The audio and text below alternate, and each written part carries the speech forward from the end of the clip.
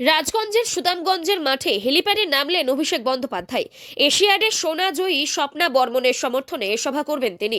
সেখানে উপস্থিত রাজগঞ্জের প্রার্থী স্বপ্না বর্মন, জলপাইগুড়ির প্রার্থী কৃষ্ণা দাস, ডাবগ্রাম ফুলবাড়ির প্রার্থী রঞ্জনশীল শর্মা সহ তৃণমূলের জেলা সভাপতি মহুয়া গোপ সহ অন্যান্য নেতৃত্বরা উপস্থিত। রাজগঞ্জের বিদায়ী বিধায়ক খগেশ্বর রায়ও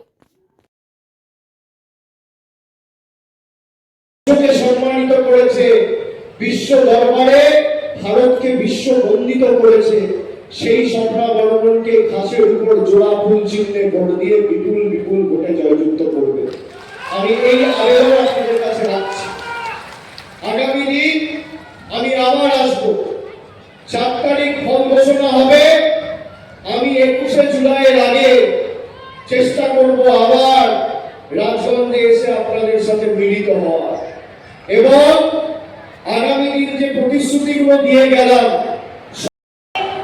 দাঁড়িয়ে আমি প্রথমেই আমার হৃদয় থেকে দাদাকে অনেক অনেক ধন্যবাদ জানাতে চাইছি, এবং আমাদের মাননীয় মুখ্যমন্ত্রী মমতা বন্দ্যোপাধ্যায় এবং আমাদের অল ইন্ডিয়া তৃণমূল কংগ্রেসের সাধারণ সম্পাদক অভিষেক বন্দ্যোপাধ্যায় দুজনকে অনেক অনেক ধন্যবাদ জানাচ্ছি আমাকে এই সুযোগটা দেওয়ার জন্য।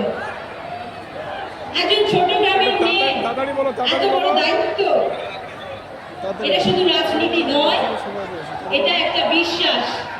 আমি এই বিশ্বাস রাখবো। আমি গর্বিত যে এই দলের অংশ, যে দল মানুষের জন্য কাজ করে, যে দল মা বোনেদের জন্য মান সম্মান রক্ষা করে, যে দল সাধারণ মানুষের জন্য কাজ করে। এটা শুধু একটা দল নয়, তৃণমূল কংগ্রেস শুধু একটা দল নয়, একটা মানুষের লড়াইয়ের শক্তি। আমি একটা কথা বলবো, আমি পলিটিক্স খুব একটা বুঝি না, জানি না, নতুন এসেছি, তবে লড়াই কাকে বলে লড়াই আমি জানি। আমি লড়াই করতে জানি।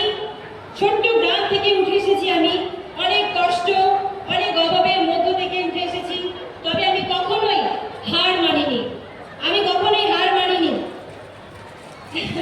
ডিস্ট্রিক্ট থেকে স্টেট, স্টেট থেকে ন্যাশনাল, ন্যাশনাল থেকে ইন্টারন্যাশনাল স্টেজে আমি আমাদের ভারতের জন্য, আপনাদের আশীর্বাদে ভারতের জন্য মেডেল জিতেছিলাম। কিন্তু সেই লড়াইটা ছিল শুধুমাত্র একমাত্রই আমার। কিন্তু এখন